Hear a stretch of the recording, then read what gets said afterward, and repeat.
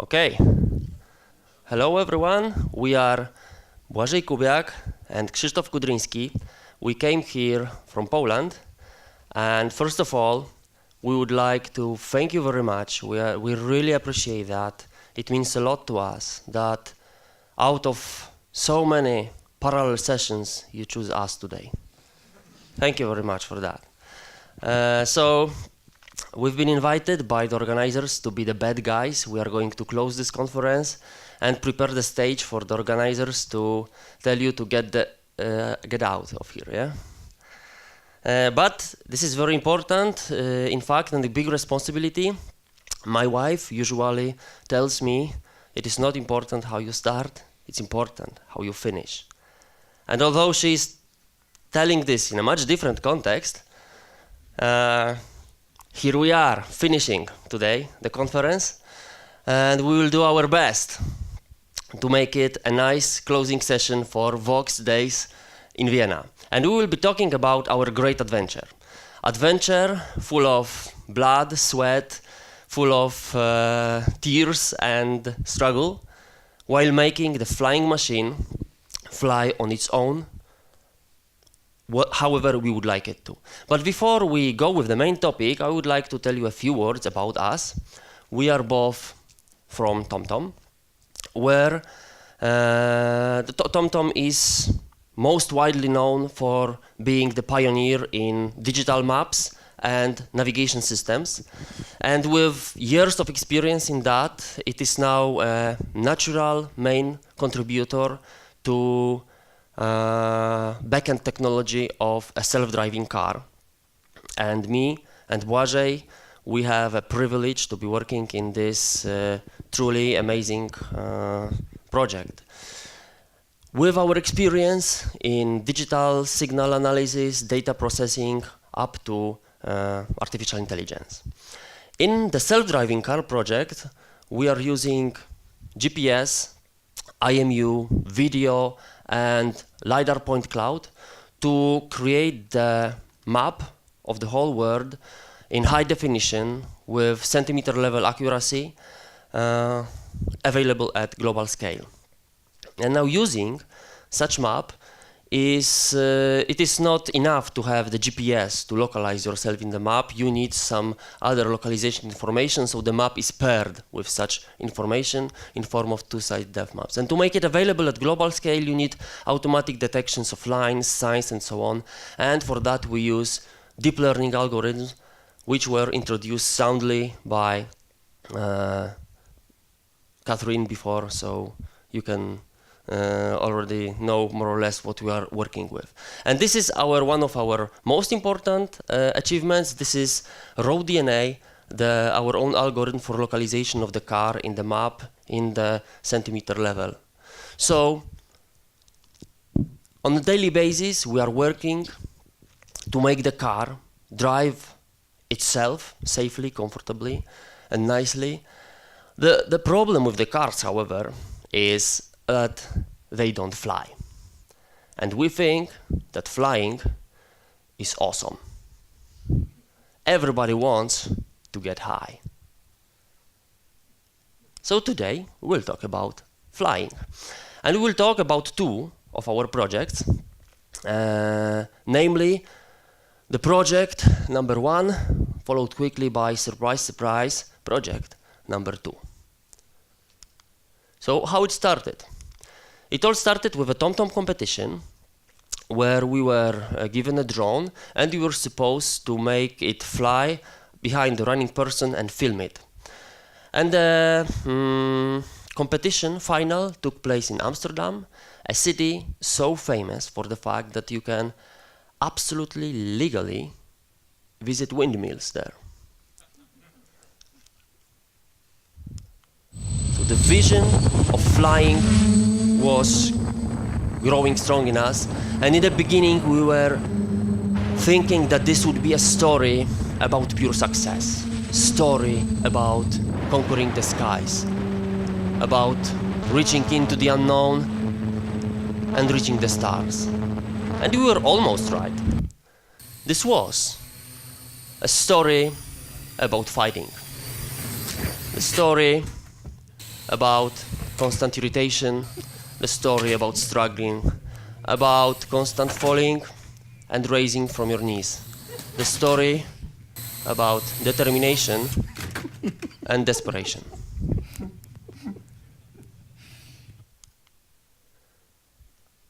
We are professionals.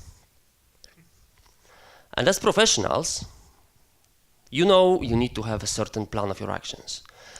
You start with buying the drone, opening the box, learning to fly manually, gathering some characteristics, then incremental testing and development of your system until it is perfect. We all know that, but at the same time, we are enthusiasts. And as enthusiasts, we started with a final design. We bought all the possible electronics that came into our head, and then we bought the drone. We put all of that electronics to the drone, and we quickly rushed with the development, and it was going great. It was going really wonderful, and after celebrating the first successful version of our code, we finally decided to open the box.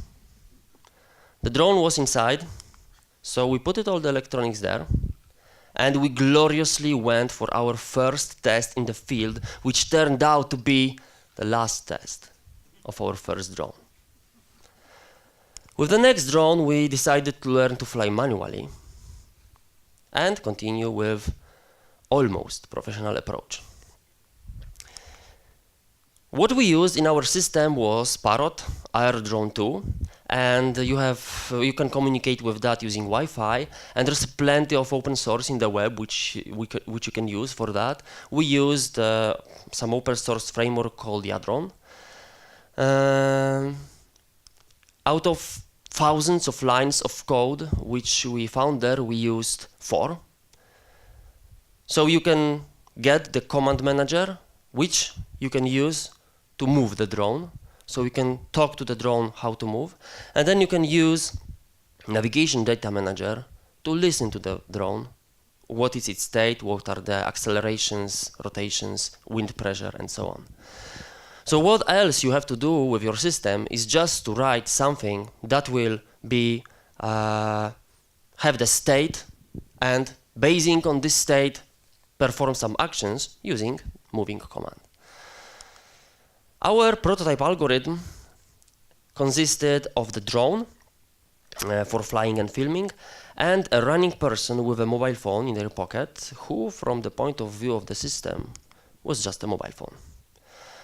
And to localize it, we used fusion of 3 technologies, and since both the drone and the phone had GPS, we used rough position estimation by GPS, and then to find a more precise distance, we calculated it using Bluetooth iBeacon. And finally, the precise angle of view was calculated from the camera image. So now the phone knew where the drone is, so what it had to do, send the command to turn and to accelerate, so that we will find ourselves in the best spot to film the runner.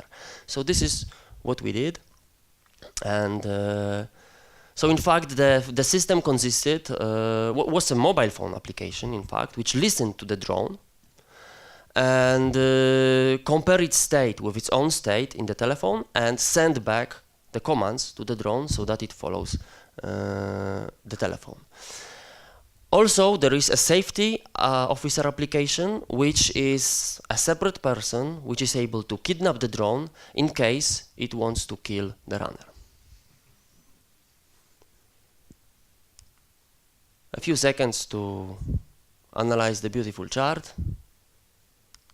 Now, we are enthusiasts of graphical user interface. We know it must be beautiful and simple. We didn't have time for both, so we choose just the beautiful. And as you can see, there are buttons to manually control the drone, but there is also a button for autonomous mode function where the drone will start to fly manually behind you. For those of you disappointed by the design, we fortunately have a safety officer application for which the graphical user interface looks much better. Beautiful or not, our system worked, and our enthusiasm and maybe also lack of skills in dealing with this flying piece of hardware costed us lives of 3 drones, an injury, and countless losses in equipment. But with the final remaining drone, we managed to complete the mission. We were flying behind the runner as it was in the task. And this was quite a nice achievement, but we don't like quite nice achievements. We want extraordinary achievements.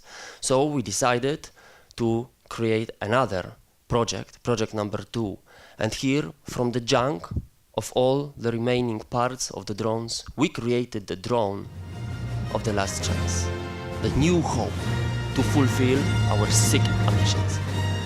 And these ambitions, and at the same time the agenda for the following presentation, is to show you our project number 2, which is algorithm, the system for mapping of the closed space using the drone bottom camera, localizing yourself in the map that you create, and then performing map-driven control so that you can click where you want to go and go there, pick up some cargo, bring me some water, thank you.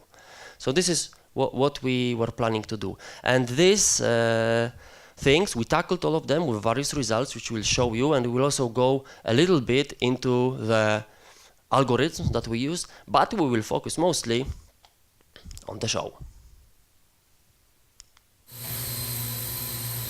Okay, so in the beginning, what we did, we used our TomTom office. We put books on the floor, and we were flying over them.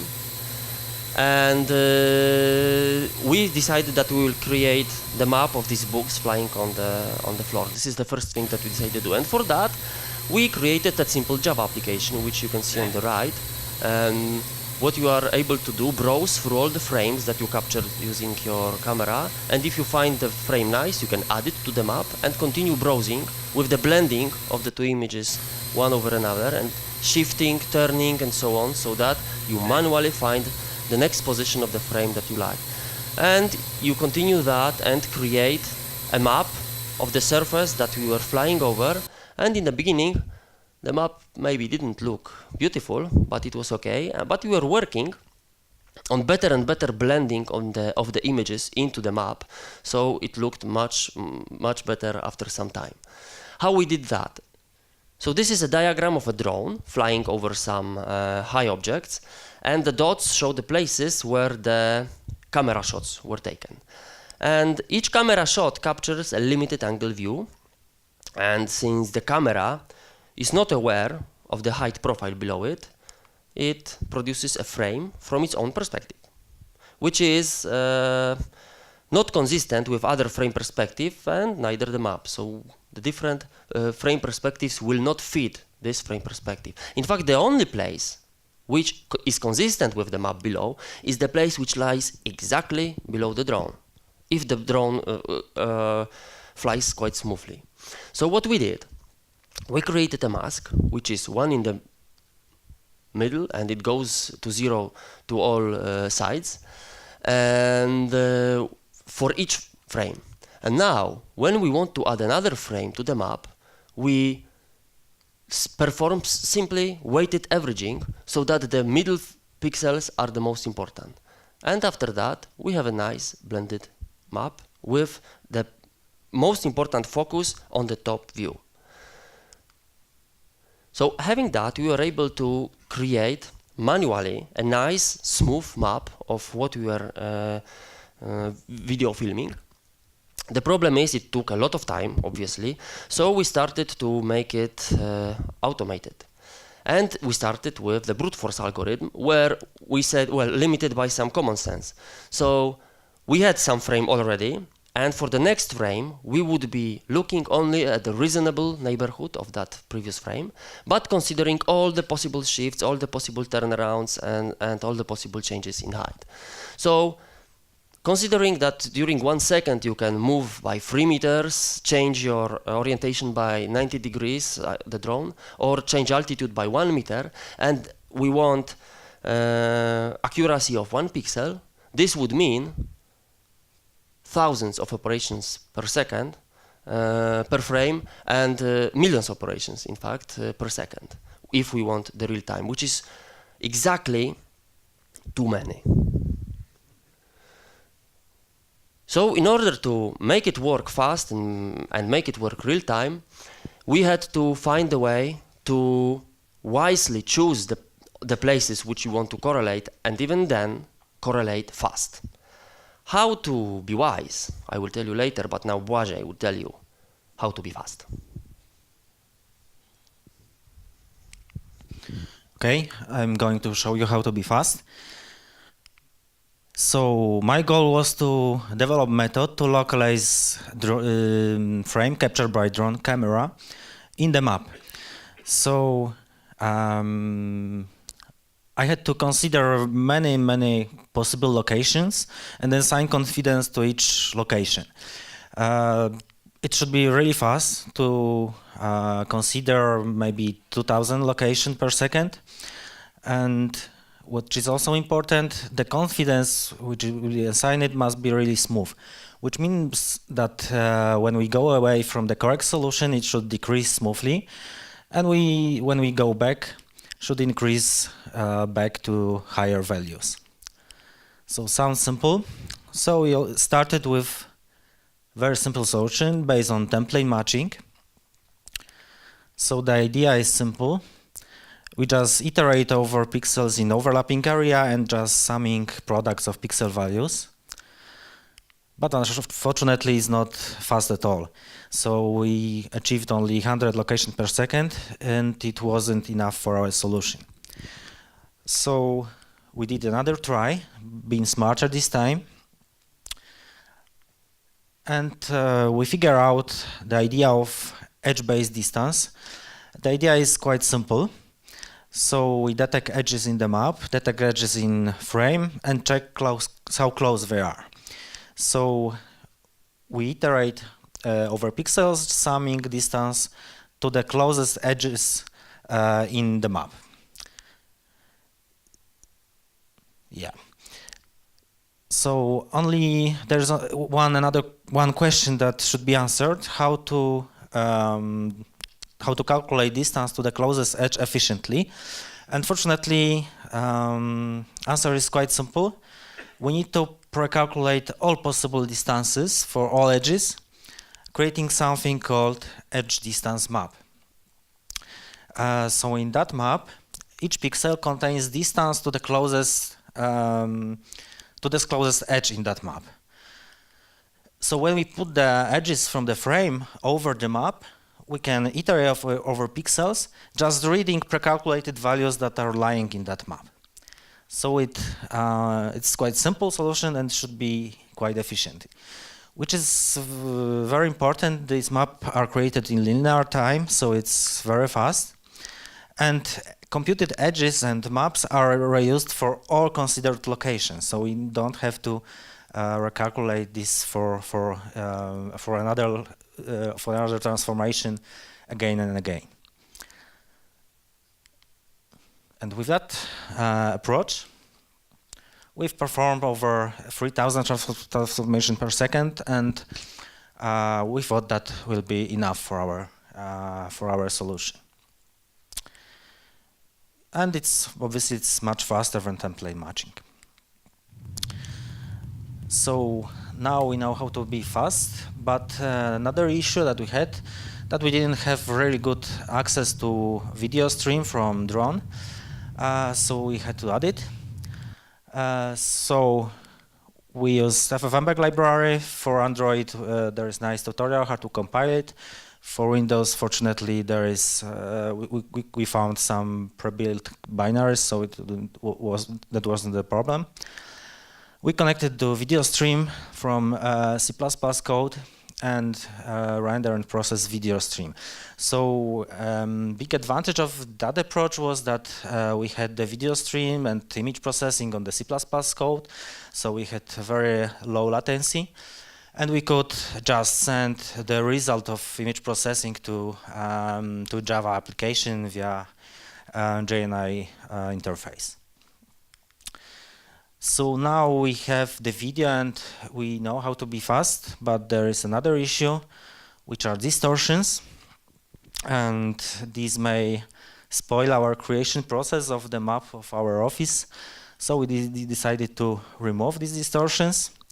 And how to do that? There are a few equations, some equations for bar distortions, some for Tangelsha distortions.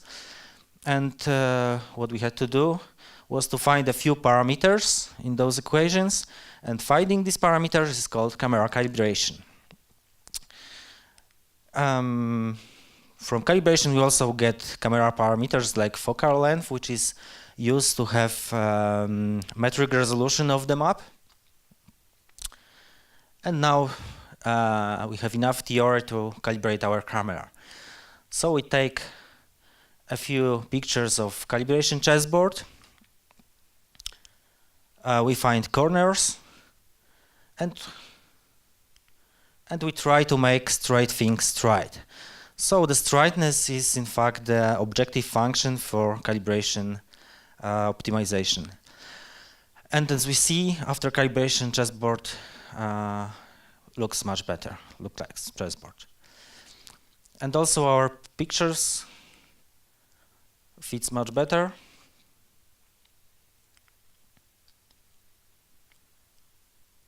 Yeah. And now Krzysztof will tell you how to be wise.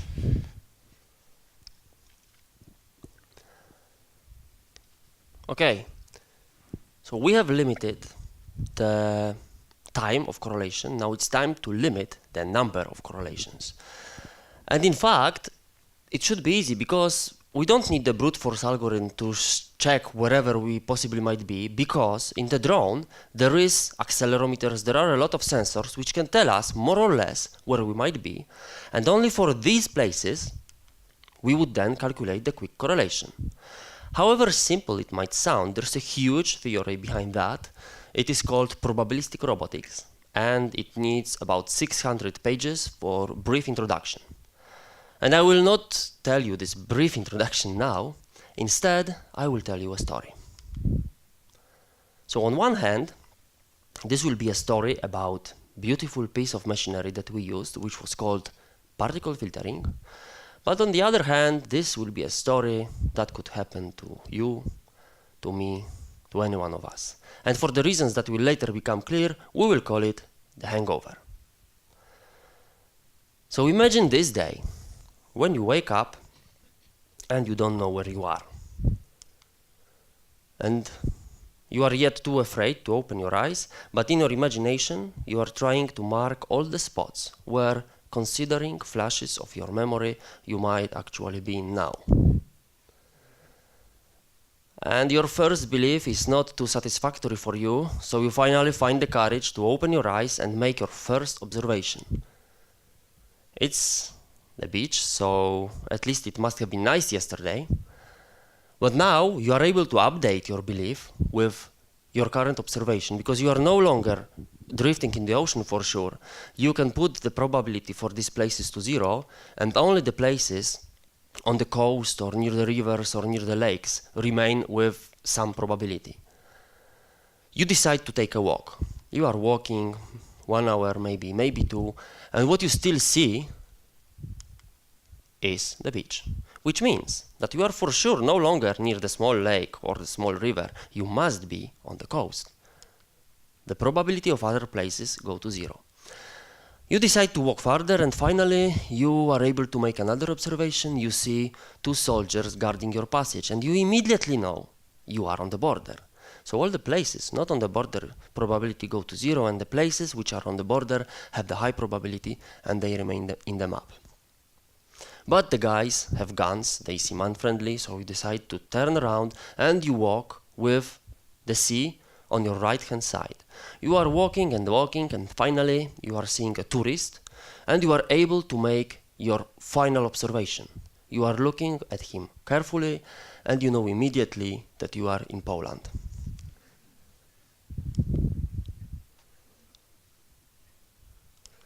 So now what was going on here?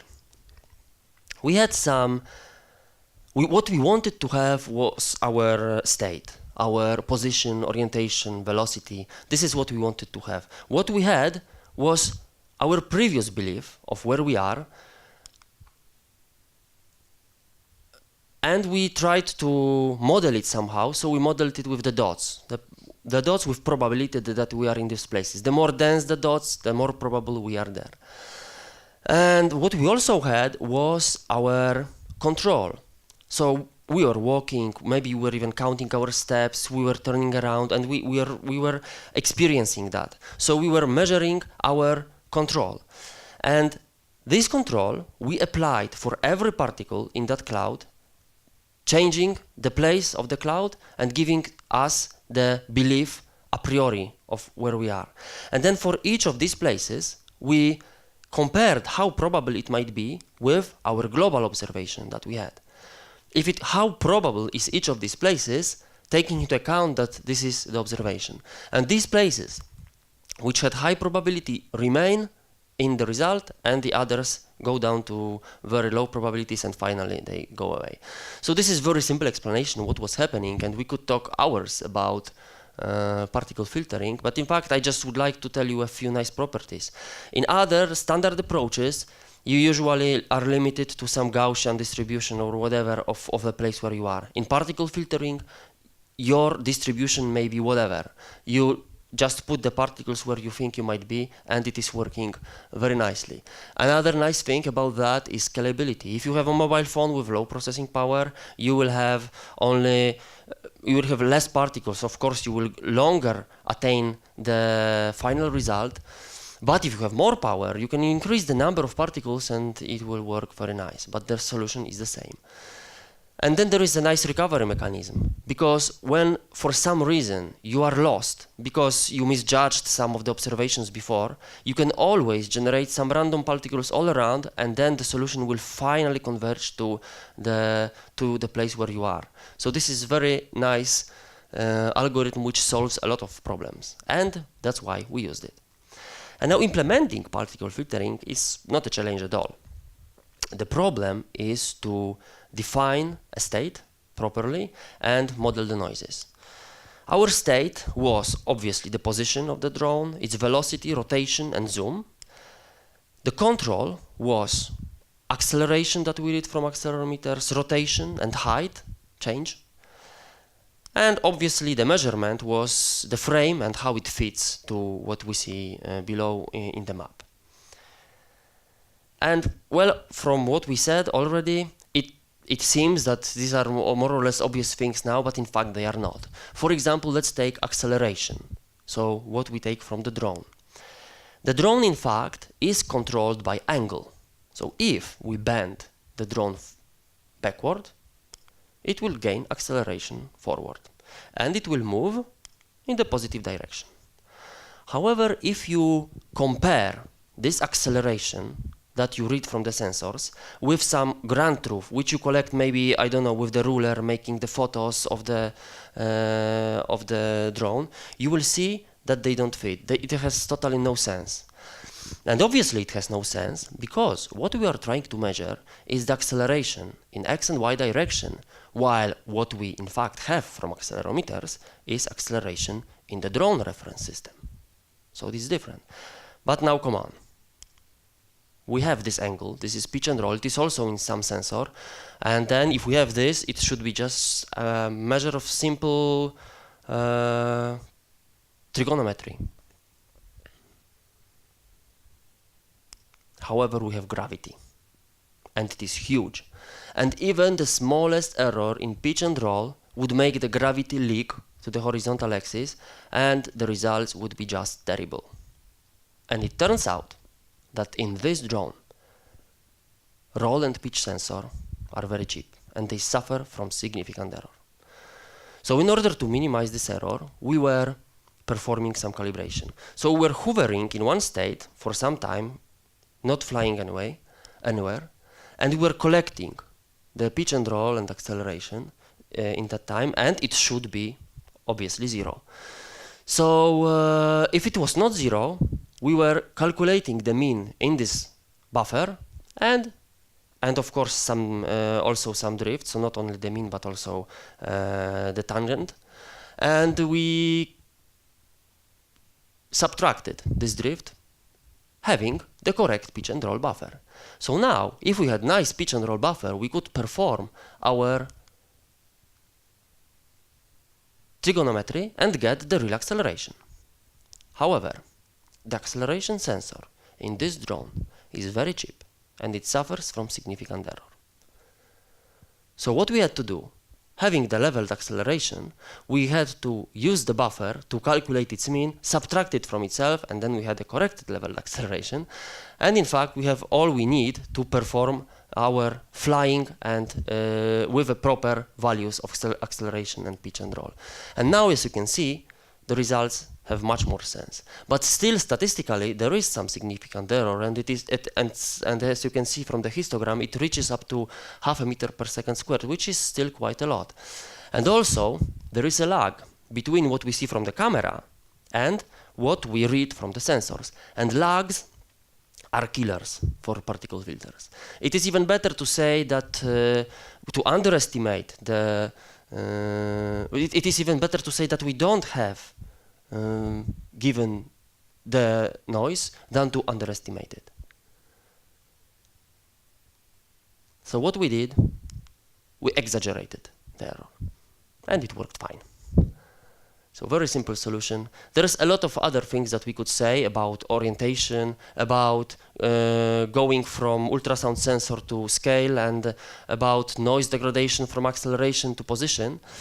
And there is also a lot of things that we should say about our architecture of the design of the system, which we used for flying the drone and gathering the logs. But yeah, there's a lot of going on. We have a state machine here. There's a lot of threads. What is maybe what is very disappointing for some of you, and some of you will not even believe this, but we did not use microservices. We used plain Java, it was working nice, and under these interfaces there was a real drone implementation to go in the field, fly, gather some logs and so on. But also, behind the same interfaces we had a simulation drone, which we used the previous recordings to replay our flights offline.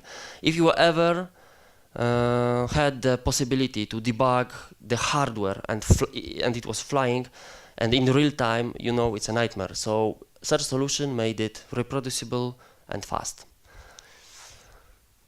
So now you know our tools. Now you also know our inspiration. Now let's see it all in action. So this is the interface of our program. You can see on the bottom right the keyboard layout for controlling the drone. In the upper right, you can see the camera filming the event, which is synchronized with the rest. And in the middle right, you can see what the drone sees. And from this, will be taken the map. At the in the beginning, it will be the aspect ratio will be a bit wrong, a bit stretched, but we didn't care about that. So after calibration, we will start mapping. Okay. So we can see. We start. You can see particles. Positioning. Sorry. And it is flying into the unknown, revealing the terrain of the enemy in the fog of war.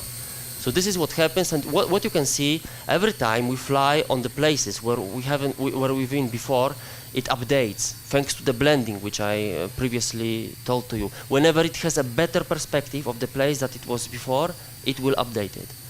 In a second, you will see that the camera filming the event will change to, just for fun, to what the drone sees, and you can see our friends in the office. They are working after 10 p.m. We got spotted, so we hide behind the wall, and we continue our mission in the enemy territory. Yes, we were here whole night, a romantic night with Blazej and the drone.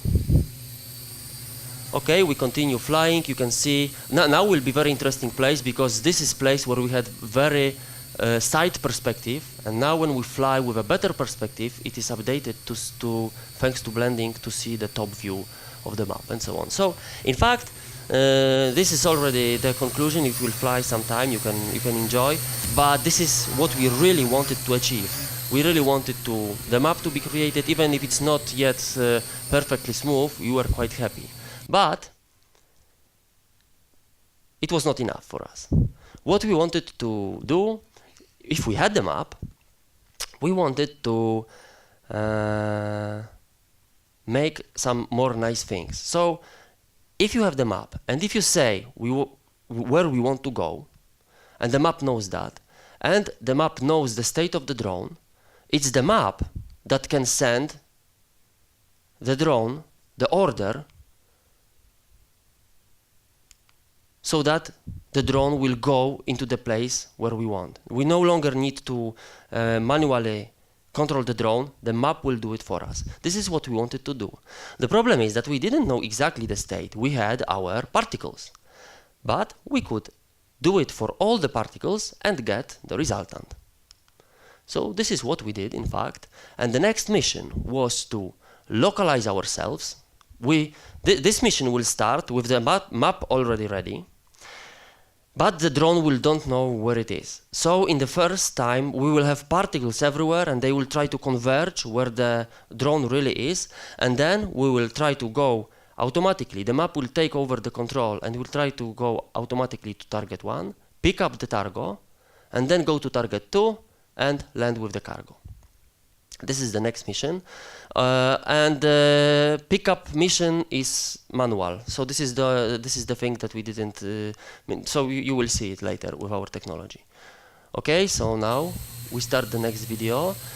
It is a very bad quality camera. It is a different camera here, and you will see much more lag. But anyway, after calibration, we will try to converge from the whole map of particles. You will see that in a moment. Yes, there are particles all over the place, and they are starting to converge to the place where we think where we are. And when it finally has enough confidence, the map will take over the control. You will see that in a second. Yes, and with some lag, unfortunately, but we were maybe not smoothly, but certainly going in the right direction to the target number 1. So we are now ready to make the pickup. It is manual, but what you can see our technology for the pickup. You have the magnet hanging on the sticky tape, and what we would like to do is to take up the cargo, which is the glass. You will also see some nice problems. The magnet on the sticky tape is going into the pendulum motion, and sometimes it obstructs the view of the height sensor, so the drone misjudges how high it is. You will see it later, how the drone deals with that. But now let's focus on the pickup mission, which, you have to believe me, needs a lot of patience. Okay, I think we are almost ready. That's the pickup. Yes. Okay. Pendulum motion. That's the misjudgment.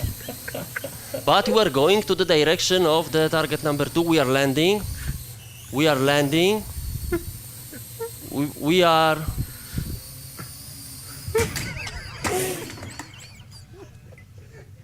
Misjudgment again. Okay. Conclusions. We broke the glass. We broke the drone. We displaced the ceiling. However, we managed to localize ourselves. We went to target 1, we picked up the cargo, we went to target 2, maybe not too smoothly, but we delivered the cargo to the ground.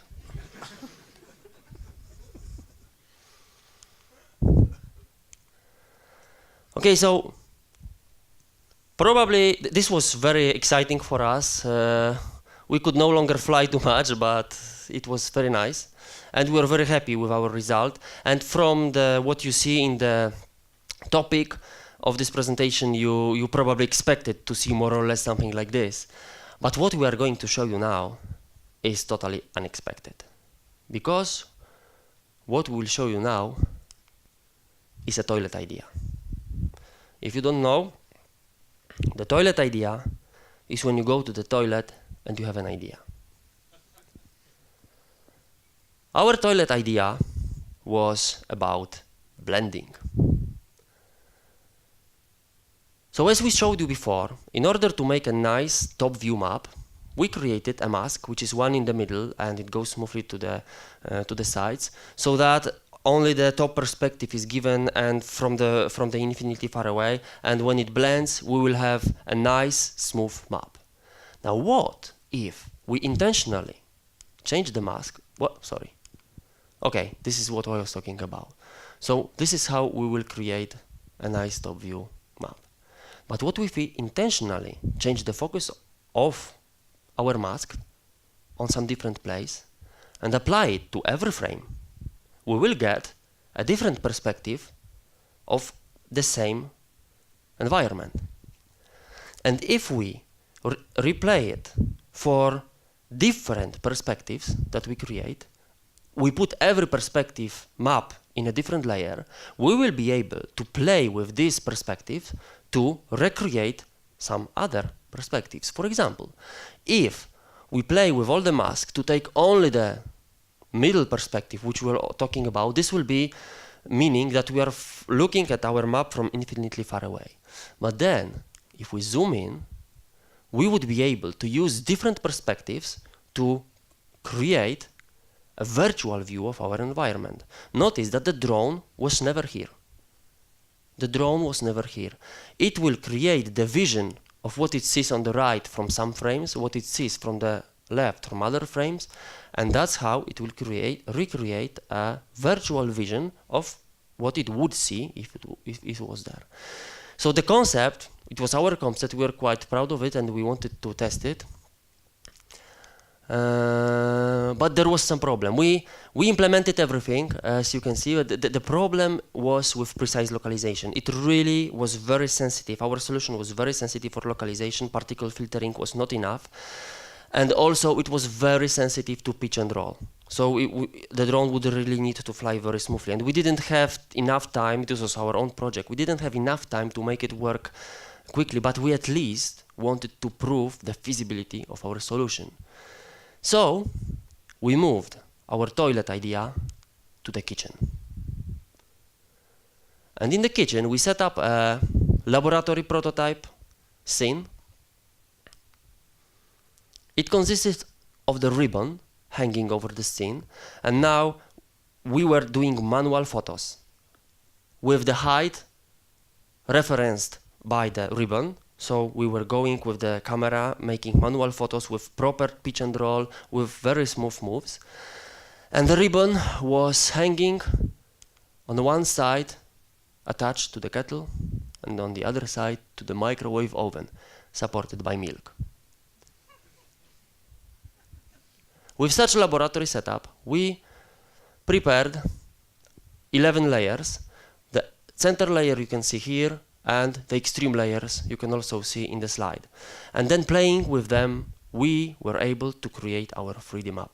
Now, if you use a typical map, and if you zoom in, you would never know that below the chair there is a Spider-Man magazine, which you can clearly see while zooming in with our 3D map browser, giving you perspectives about which the drone has never even dreamed about.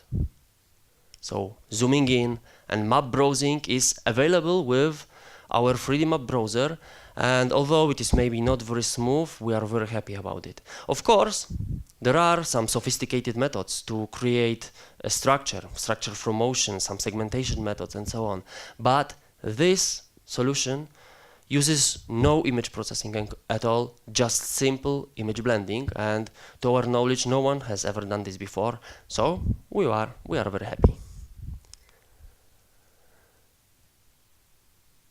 This concludes what we wanted to tell you. So we were focusing on autonomous follow-up of the drone, the project number 1, and then the mapping and localization of the drone and some nice high-level orders, and everything available in 3D for selected regions.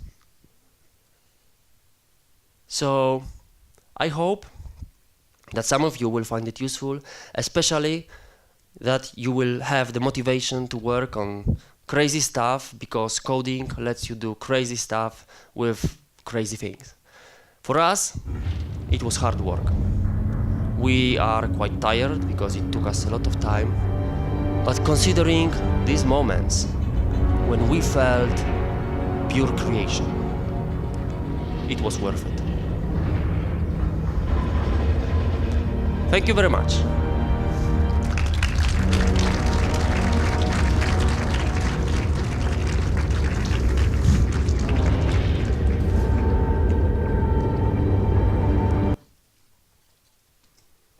Any questions? Well, we are still here for a few minutes probably, because Grzesiu will tell you get out.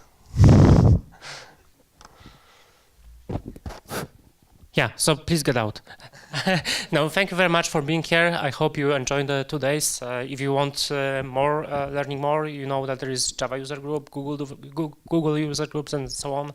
And hopefully you will be back next year. So please come back next year as well. And that's all probably. So thank you very much for being here, and goodbye.